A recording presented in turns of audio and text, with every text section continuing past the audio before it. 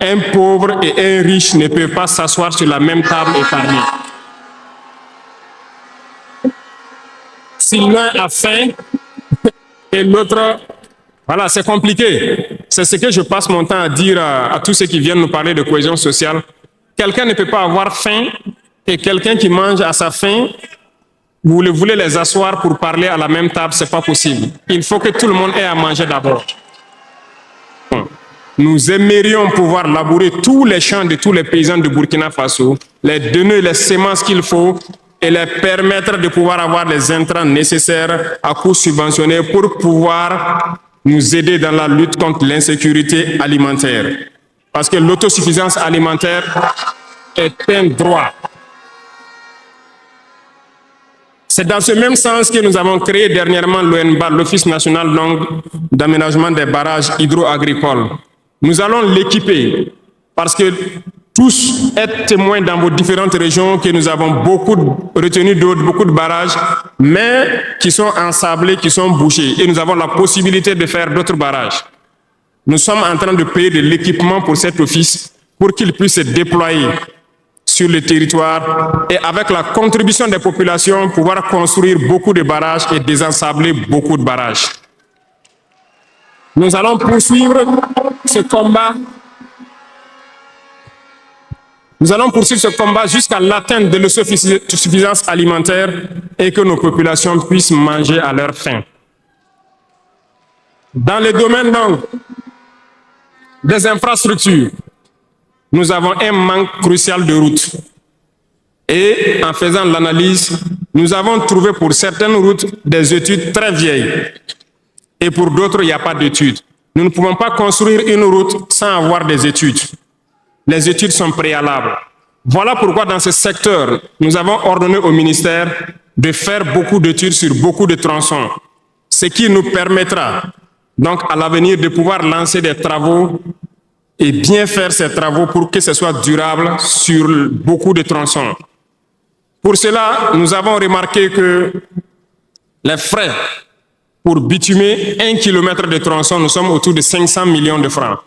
Donc pour 100 km avec les ouvrages d'assainissement, nous n'avons pas moins de 60 milliards pour faire 100 km de route bitumée. C'est bien possible. C'est bien possible parce que je reviens encore à nos impérialistes qui nous ont pillés pendant longtemps. Regardez, leurs simples hôpitaux pour leurs animaux sont plus équipés que nos centres de santé. Ce n'est pas concevable. Nous pouvons atteindre ce niveau et nous avons décidé de nous battre pour atteindre ce niveau.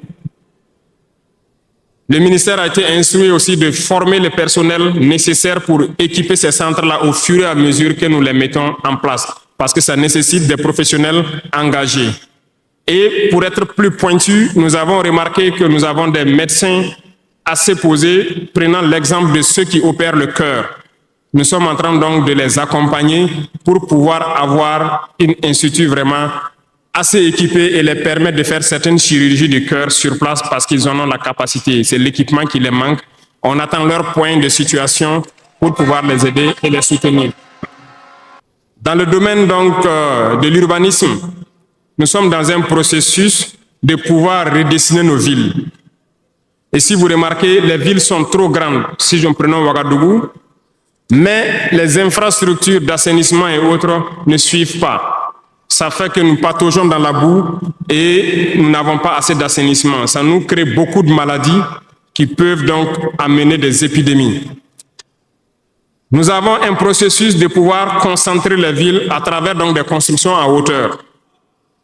Pour cela, nous avons un plan que nous avons établi pour pouvoir aller d'un quartier et concentrer le maximum et maintenant étendre aux autres quartiers.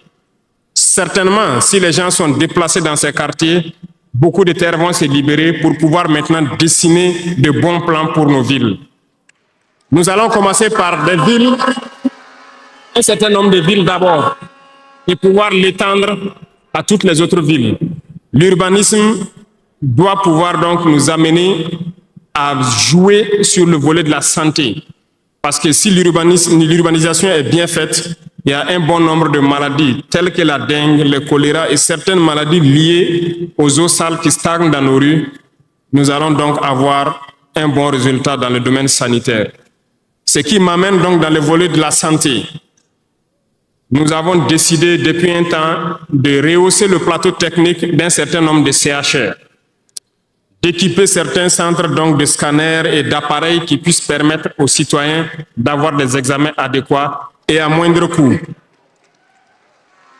Nous allons continuer dans ce processus. Voilà pourquoi nous avons lancé l'initiative présidentielle pour la santé au Conseil des ministres passé. Il s'agira de créer ce que nous avons appelé des centres de santé communaux. Et dans ces centres de santé, nous avons intégré un minimum de services qui doivent être servis aux populations. Il s'agira de l'imagerie, c'est-à-dire tout ce qui est échographie et radiographie, des banques de sang et aussi des laboratoires, pour que les populations des différentes provinces et communes, certaines communes, n'aient pas à se déplacer ou avoir besoin d'ambulance pour une transfusion sanguine, amener des malades vers certains centres, qui peuvent d'ailleurs ne pas arriver à cause de l'état de la mauvaise route. Nous avons adopté une nouvelle politique. Le Burkina regorge de beaucoup de sortes de minéraux, mais il y a quand même un minéral pour lequel il n'y a plus de secret pour les Burkinabés. Et je m'en vais là saluer donc nos vaillants orpailleurs, très courageux, qui arrivent à rentrer dans les profondeurs de nos terres pour sortir ce minéral-là. Nous nous sommes dit, pourquoi continuer à laisser des multinationales étrangères venir puiser notre or pendant que nous savons l'exploiter nous-mêmes? Voilà pourquoi nous avons ordonné au ministère de réorganiser les orpailleurs. Et le gouvernement va prendre en compte l'exploitation de l'or. Plusieurs permis, comme je le disais, seront retirés de certaines personnes et nous allons l'exploiter nous-mêmes. Nous allons nous équiper.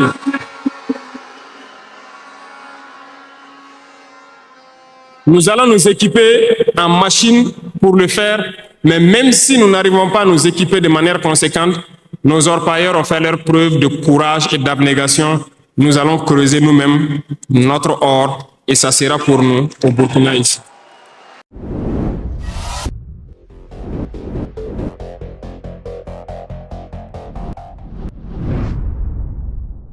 Dans le volet communication et culture, nous avons lancé plusieurs initiatives.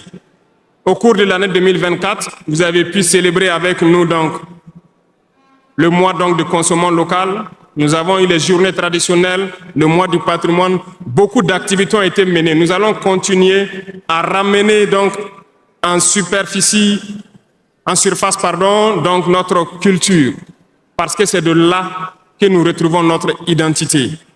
Nous allons continuer des actions dans ce sens, à mettre en valeur notre culture, à mettre en valeur donc nos coutumes et à mettre en valeur le vivre burkinabé. Et nous souhaitons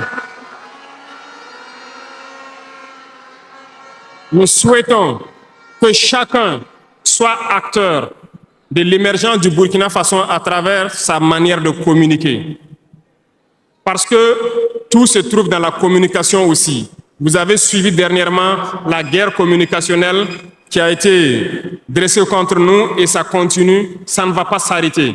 Et je souhaite que tous ceux qui sont dans la communication puissent être professionnels. Lorsque nous voulons poser un acte communicationnel, qu'on se pose la question, est-ce que c'est pour la patrie ou contre la patrie, avant de poser l'acte? Peu importe. Vous pouvez ne pas nous aimer, moi, ma personne. Vous pouvez ne pas m'aimer, mais vous devez aimer votre pays. En me faisant du mal, il ne faudrait pas confondre le pays.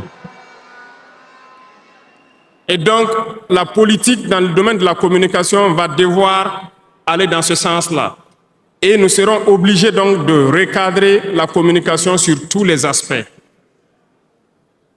Et c'est cette ligne de conduite qui sera donc adoptée. Nous n'allons pas permettre à ce que des Burkinabés communiquent contre le Burkina Faso. Nous allons toujours nous inscrire dans l'éveil des consciences. Nous devons pouvoir sensibiliser les masses populaires pour que les gens comprennent pourquoi nous devons nous battre sur tous les volets.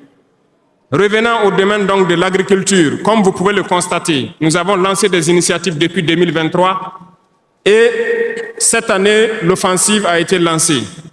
Ça se passe plus ou moins bien. J'aimerais donc que les gens comprennent que nous avons décidé d'accorder une grande part de notre budget et de notre temps aussi au monde agricole. Parce que plus de 90% de notre population est paysanne. Mais pendant des décennies, ils n'ont jamais senti l'intéressement donc à leur public. Et c'est pourquoi nous avons décidé d'entreprendre un certain nombre d'initiatives, d'actes que nous posons. Nous aimerions pouvoir labourer tous les champs de tous les paysans de Burkina Faso, les donner les semences qu'il faut et les permettre de pouvoir avoir les intrants nécessaires à coût subventionné pour pouvoir nous aider dans la lutte contre l'insécurité alimentaire. Parce que l'autosuffisance alimentaire est un droit. C'est dans ce même sens que nous avons créé dernièrement l'ONBA, l'Office national d'aménagement des barrages hydro-agricoles. Nous allons l'équiper parce que tous êtes témoins dans vos différentes régions que nous avons beaucoup de retenues d'eau, beaucoup de barrages, mais qui sont ensablés, qui sont bouchés. Et nous avons la possibilité de faire d'autres barrages. Nous sommes en train de payer de l'équipement pour cet office pour qu'il puisse se déployer sur le territoire et avec la contribution des populations, pouvoir construire beaucoup de barrages et désensabler beaucoup de barrages. Nous allons poursuivre ce combat. Nous allons poursuivre ce combat jusqu'à l'atteinte de l'autosuffisance alimentaire et que nos populations puissent manger à leur faim. Dans le domaine donc des infrastructures, nous avons un manque crucial de routes. Et en faisant l'analyse, nous avons trouvé pour certaines routes des études très vieilles. Et pour d'autres, il n'y a pas d'études. Nous ne pouvons pas construire une route sans avoir des études. Les études sont préalables. Voilà pourquoi dans ce secteur, nous avons ordonné au ministère de faire beaucoup d'études sur beaucoup de tronçons, ce qui nous permettra donc à l'avenir de pouvoir lancer des travaux et bien faire ces travaux pour que ce soit durable sur beaucoup de tronçons. Pour cela, nous avons remarqué que les frais pour bitumer 1 km de tronçon, nous sommes autour de 500 millions de francs. Donc pour 100 km avec les ouvrages d'assainissement, nous n'avons pas moins de 60 milliards pour faire 100 km de route bitumée. C'est très cher et très coûteux. La technique a été de créer donc des brigades d'intervention, donc des infrastructures. Nous sommes en train donc de vouloir équiper plusieurs brigades avec de l'équipement pour faire le minimum et permettre donc aux entreprises aussi du BTP de vivre et de faire une partie. Nous allons partager donc la poire en deux pour pouvoir baisser les dépenses et pouvoir faire le maximum de routes possible dans un laps de temps.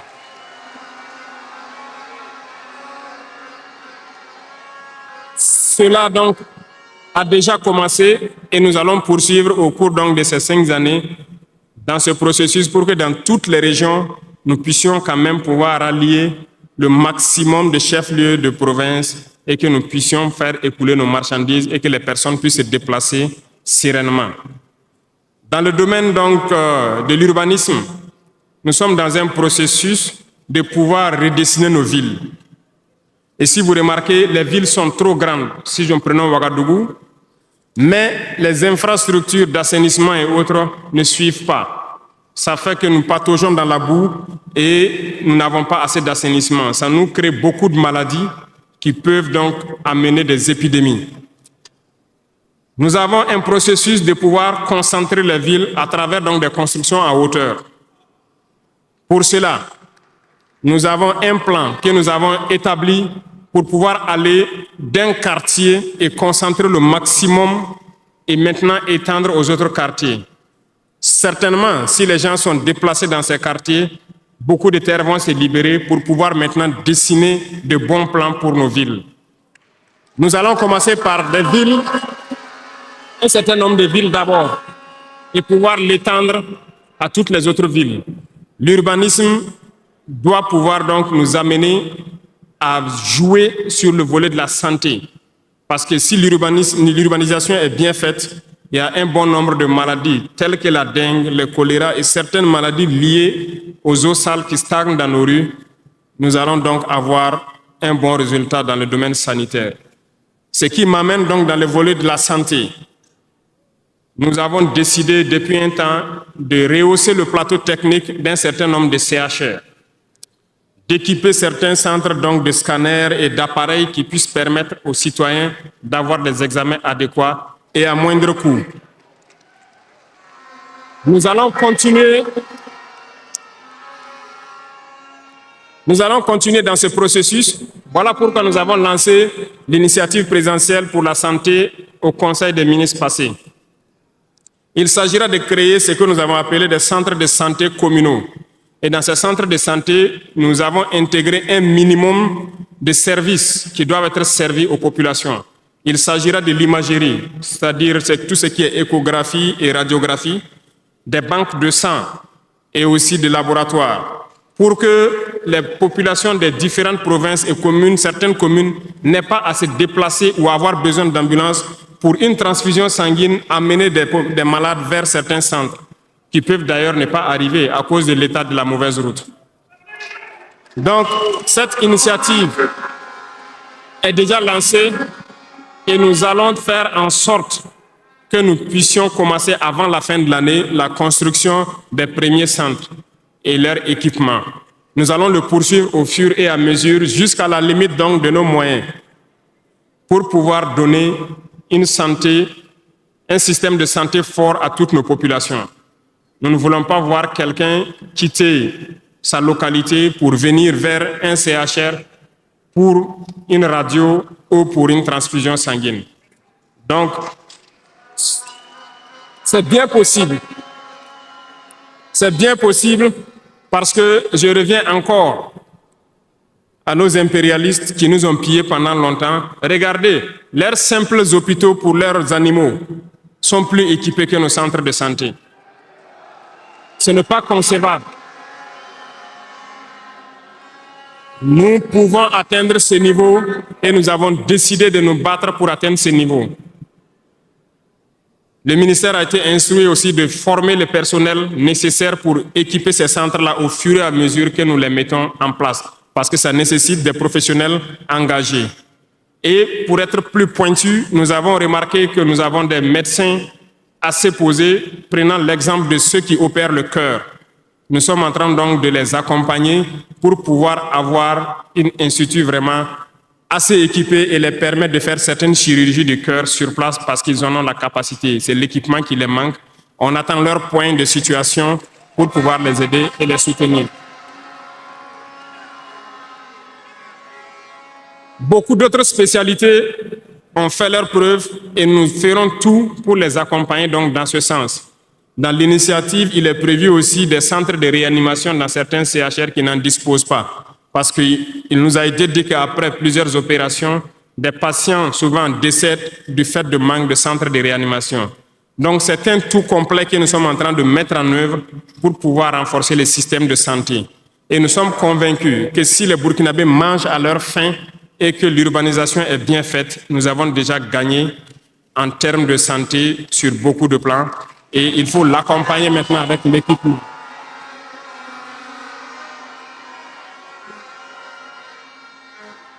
Dans le domaine de l'éducation, nous avons fait le diagnostic et comme vous le savez, nos camarades étudiants sont là, ils ne diront pas le contraire. Comment quitter ces chevauchements d'années? Comment refaire le système? Eh bien, nous avons abouti à une conclusion. Nous avons lancé l'initiative aussi pour l'éducation de qualité. Ça va intégrer tous les volets, de la maternelle jusqu'à l'université. Les premiers bâtiments devront donc pousser aussi avant la fin de l'année. Nous avons opté pour des constructions en hauteur, pour rassembler le maximum d'élèves sur des superficies données, pour permettre un contrôle approfondi et judicieux de l'enseignement, parce que l'enseignement, c'est aussi de l'éducation. Et au finish, nous devrons avoir des complexes dans la plupart de nos communes, qui vont de la maternelle jusqu'au secondaire, et les centres universitaires doivent voir leur capacité augmenter aussi. Quand nous prenons aujourd'hui nos salles de classe à 3 classes qui sont construites un peu partout, La saison des pluies a commencé, les intempéries encore sont venues nous montrer que ce n'est pas la bonne option. Voilà pourquoi nous ne voulons plus faire ces centres isolés avec des petites maisons de 3 salles et nous allons passer à des constructions à hauteur pour avoir le maximum d'élèves dans un espace donné et l'encadrement conséquent pour une éducation de qualité. Beaucoup d'autres choses seront initiées dès le primaire. Nous allons revenir à certains fondamentaux de discipline et d'instaurer donc un certain nombre de valeurs à inculquer aux plus jeunes depuis le primaire pour qu'ils soient de bons citoyens de demain. Une partie. Il y aurait donc un début de formation militaire, si je peux le dire comme ça, civique et patriotique au tout petit pour pouvoir continuer dans les lycées. Et le programme national donc au niveau du SND est en train de muter. Le texte était venu en conseil, nous l'avons renvoyé avec des amendements pour que les travailleurs qui sont en activité actuellement puissent aussi passer dans ce centre pour avoir une formation militaire. Et ça fasse s'organiser à tour de rôle sur des périodes bien précises. Tout est une question de discipline, parce que par excellence, la formation militaire doit pouvoir discipliner les gens. Donc nous allons inculquer un certain nombre de valeurs au niveau donc de notre éducation. Revenant donc au centre universitaire, avant aussi la fin de l'année, nous allons commencer la construction d'un certain nombre d'amphithéâtres. Et plus tard, lorsque les moyens le permettront, nous partirons sur le volet donc de la restauration et aussi des cités au niveau donc des différents centres universitaires.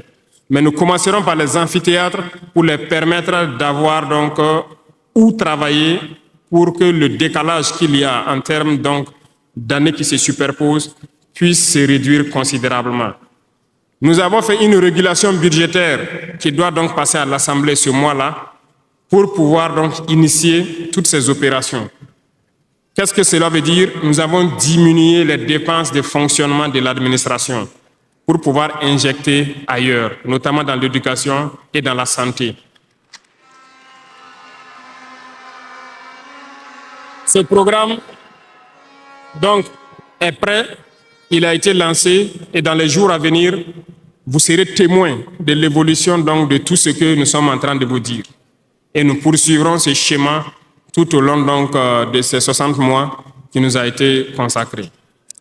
Revenant donc au domaine donc des mines, je le disais tantôt, nous avons adopté une nouvelle politique. Le Burkina regorge de beaucoup de sortes de minéraux, mais il y a quand même un minéral pour lequel il n'y a plus de secret pour les Burkinabés.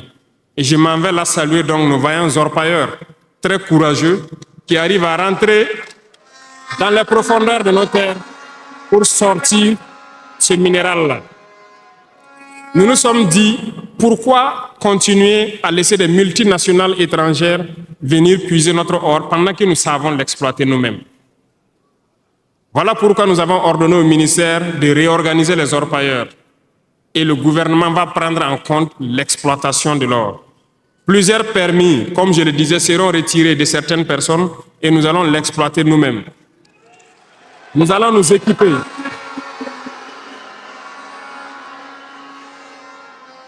Nous allons nous équiper en machines pour le faire, mais même si nous n'arrivons pas à nous équiper de manière conséquente, nos orpailleurs ont fait leur preuve de courage et d'abnégation.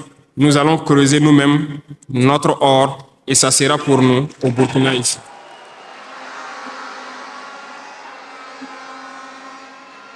Pour les autres substances, là où nous ne pouvons pas, et bien sûr, nos partenaires sincères qui acceptent de nous accompagner dans cette lutte, c'est à eux seuls que nous pourrons concéder certains permis. Parce qu'ils ont accepté de nous accompagner dans la lutte pour notre souveraineté, dans la lutte contre le terrorisme. Et nous avons édicté un nouveau code donc minier qui est actuellement à l'Assemblée et j'espère qu'il sera voté donc dans la semaine prochaine pour imposer un nouveau modèle aux différentes entreprises qui vont venir pour exploiter l'or ici, pour que le maximum de profit soit pour l'État. Et dans le volet donc de l'énergie, comme vous l'avez constaté, nous avons de sérieux problèmes d'énergie. L'accroissement de la population n'a pas été suivi par une politique énergétique. Aujourd'hui, lorsque les pics de chaleur arrivent, il y a des délestages en permanence, beaucoup d'activités souffrent. Nous sommes en discussion avec des partenaires qui sont actuellement même au Burkina pour pouvoir construire dans l'urgence donc des centrales thermiques de très grande capacité. Et nous voulons donc voir avec eux comment on peut réduire les délais de construction. Les discussions portent actuellement sur la réduction des délais de construction et le modèle financier que nous allons mettre en place. Nous espérons aboutir à ça en attendant que notre processus, qui peut paraître long, des centrales nucléaires, puisse donc voir le jour. Sur ce volet aussi, ça se poursuit très bien. Sur ce volet, nous pouvons vous assurer que ça se poursuit très bien et nous sommes en train de vouloir mettre en place, sur place ici, une unité, si je peux dire, pour former des Burkinabés qui doivent prendre le relais, qui doivent suivre tout ce qui est processus de construction et prendre le relais, le transfert de compétences.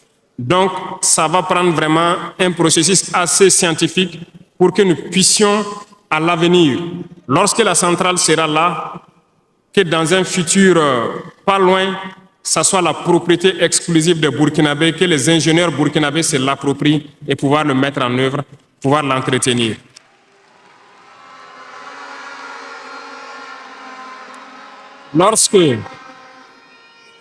Lorsque les conclusions donc, des discussions qui sont en cours avec les partenaires pour la centrale thermique verront le jour, nous allons vous mettre ça à disposition. Et si nous avons besoin de vous, nous allons vous le dire pour pouvoir mettre en œuvre rapidement ce plan aussi. Parlant donc du domaine de l'économie, qui tient beaucoup à cœur, nous sommes en train de mettre en place un processus.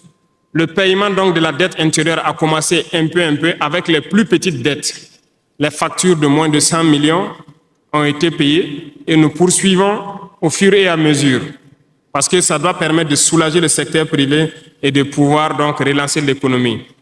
Actuellement, nous allons nous tourner rapidement vers les sociétés d'État. Leur assemblée générale vient de finir, comme vous l'avez constaté. Elles fonctionnent très bien et elles ont fait de très bons résultats. Nous allons partir donc des sociétés d'État, soustraire un peu sur leur DAT pour soulager l'économie et faire tourner, soulager la dette intérieure et faire tourner l'économie. Donc, dans les jours à venir, s'il plaît à Dieu, beaucoup d'entrepreneurs doivent être soulagés après donc, la signature de conventions avec les sociétés d'État. Mais nous sommes en train, donc dans le secteur minier, comme je vous l'ai dit, de prendre une certaine indépendance. Ça doit nous permettre donc de pouvoir avoir un bon nombre de ressources en matière de finances, mais aussi et surtout le volet de l'industrialisation qui doit venir combler ce volet économie-là, parce que nous dépensons beaucoup à l'extérieur. Nous sommes en train de mettre en place tous les processus pour que nos devises ne sortent pas. En attendant, au niveau de l'AES, comme vous l'avez constaté, nous avons décidé de mettre en place une banque d'investissement et aussi un fonds souverain. Ce processus, donc, les techniciens sont là-dessus. La réflexion est en cours et nous espérons, dans un futur proche, qu'ils nous présenteront quelque chose de conséquent. L'autre volet stratégique que je ne vais pas parler et dont vous savez, nous avançons sereinement et au moment venu, ça va vous surprendre et rester à l'écoute. C'est tout ce que je peux dire.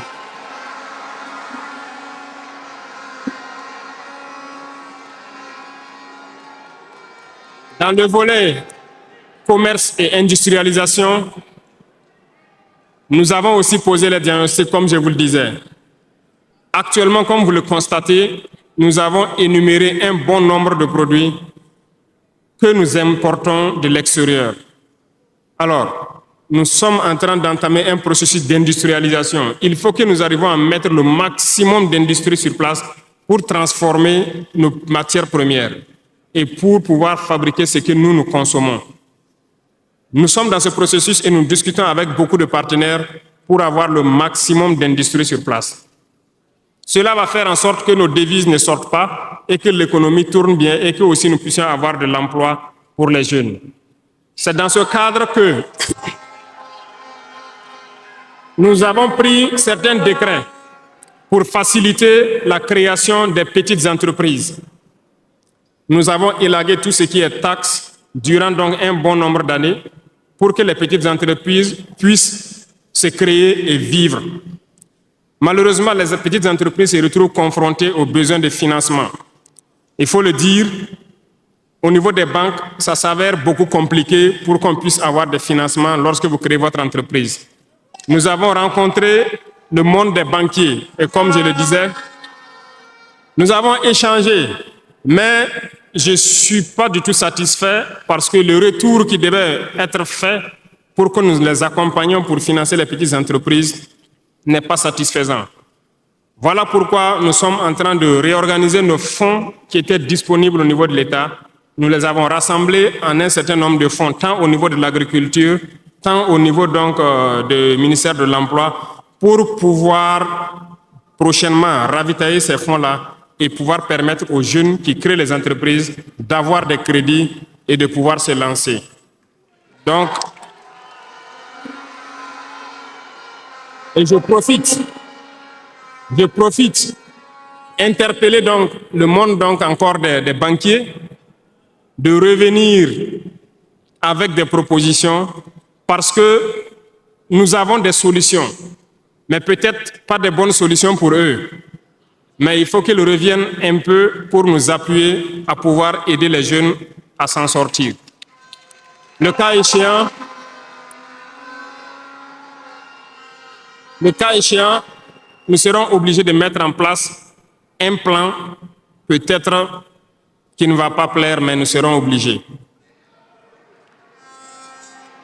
Dans le domaine donc du commerce, comme vous l'avez constaté, beaucoup de gens nous ont interpellés au cours de notre tournée sur les marchés hier. Nous avons fait un point de situation. Il y a tellement de travail à faire pour reconstruire ces marchés hier. Donc, aujourd'hui, quand vous prenez à Ouagadougou, le maire fait des séances de sensibilisation un peu partout, concernant donc un certain nombre de commerçants qui se sont installés de manière anarchique au bord des rues, mais j'ai instruit à ce que ce soit des sensibilisations toujours, en attendant que nous dégageons les espaces pour construire des marchés dignes de ce nom et demander aux gens de venir prendre des boutiques dans ces marchés et maintenant pouvoir libérer les rues pour pouvoir agrandir et assainir notre milieu. Et je profite donc vous demander, vous aussi, population des villes, de nous aider dans cette phase de sensibilisation en vous sensibilisant vous-même pour ne pas aller construire autour des poteaux de la Sonabel qui sont un danger pour vous-même, de ne pas aller construire sur les caniveaux d'évacuation d'eau. Et je compte sur vous pour qu'on puisse donc atteindre cet objectif-là.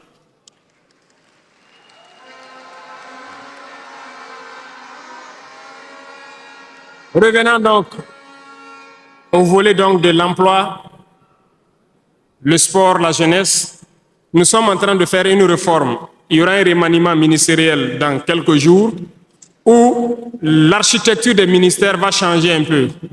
Nous allons consacrer un ministère entier à la formation secondaire et professionnelle pour que nous n'ayons plus à avoir donc au niveau de l'université ce blocage qui est là actuellement. Nous devons pouvoir professionnaliser beaucoup de jeunes depuis le lycée. Donc, soit depuis la 4e ou au niveau donc de la seconde, que les gens puissent décider d'aller dans des filières professionnelles et pouvoir s'auto-employer. Donc, un ministère sera consacré uniquement à ça. Parce que le système éducatif, comme je l'ai dit, après diagnostic, vous êtes d'accord avec moi que nous formons très peu d'ingénieurs. Pourtant, une nation qui se développe, l'indice aussi de développement, c'est en termes d'ingénieurs formés. Remontez dans l'histoire et voyez toutes ces grandes nations. Le nombre d'ingénieurs formés par an dans des spécialités pointues compte beaucoup dans le développement. Au Burkina, nous n'en avons pas assez. Voilà pourquoi l'école polytechnique de Ouagadougou, nous voulons la faire évoluer en université polytechnique en y mettant un certain nombre de filières technologiques et en recrutant le maximum d'étudiants qui puissent être formés là-bas et avoir des ingénieurs. C'est bien que nous ayons les filières comme lettres modernes, philosophie, droit, voilà, psychologie, histoire. Beaucoup d'étudiants se retrouvent là-bas contre leur gré. Ce n'est pas forcément ce qu'ils ont choisi, mais ce sont les filières disponibles qui forcément ne donnent pas des opportunités d'emploi. Voilà pourquoi nous avons décidé de valoriser ce secteur donc, de la formation professionnelle et de l'emploi en y consacrant entièrement un ministère. Donc dans les prochains jours, ce remaniement sera fait et vous verrez donc comment nous allons évoluer. Au niveau du sport, la jeunesse et le sport, nous avons jugé nécessaire qu'il faut reprendre la main. Il faut reprendre la main pour recadrer. Parce que, première chose, le sport permet d'éviter un certain nombre de vices. La drogue, l'alcool, certains vices de la société peuvent être combattus à travers le sport. Nous voulons donc mettre des pôles dans toutes les régions, reconsidérer l'UCBF et toutes les disciplines sportives pour pouvoir les valoriser et créer les pépinières pour qu'au niveau professionnel, nous ayons le maximum de Burkinabés qui défendent les couleurs de Burkina Faso à l'extérieur. Le ministère qui sera consacré à ça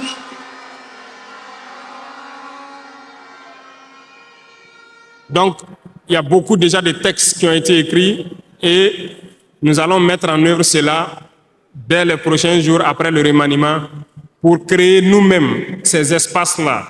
Cela va demander à ce que nous puissions pouvoir unir un certain nombre de forces pour y arriver. Et je compte sur vous, au niveau de chaque région, de chaque province, de pouvoir avoir donc cette discipline sportive-là et de s'encourager à faire le sport, à pouvoir permettre d'identifier les talents et de les faire émerger. Donc, certains volets de la gouvernance, tels que la transition digitale, nous n'allons pas nous évertuer là-dessus parce que c'est un processus un peu nouveau. Nous sommes dans la dématérialisation pour pouvoir lutter contre la corruption et aussi faciliter beaucoup de choses aux usagers. Le processus a déjà été lancé et vous voyez tous les jours les applications qui sont créées qui nous permettent donc de pouvoir faire faciliter un bon nombre d'activités au niveau des usagers. Même au niveau de la justice, vous avez pu voir que les casiers judiciaires et les certificats de nationalité aujourd'hui peuvent s'obtenir facilement en ligne. Donc nous allons continuer dans ce processus également.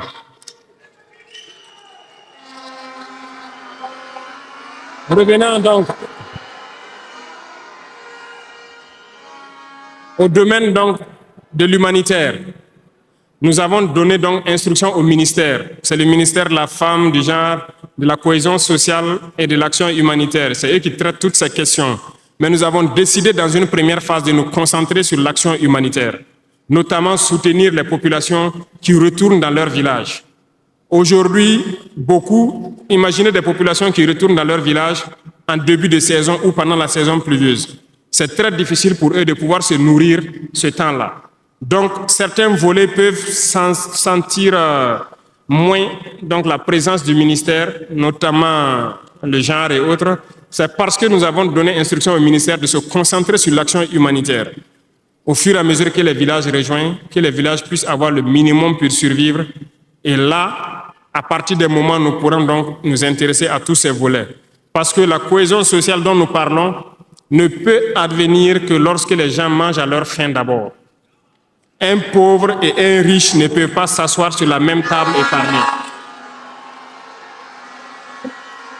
Si l'un a faim et l'autre... Voilà, c'est compliqué. C'est ce que je passe mon temps à dire à tous ceux qui viennent nous parler de cohésion sociale. Quelqu'un ne peut pas avoir faim et quelqu'un qui mange à sa faim, vous voulez les asseoir pour parler à la même table, ce n'est pas possible. Il faut que tout le monde ait à manger d'abord.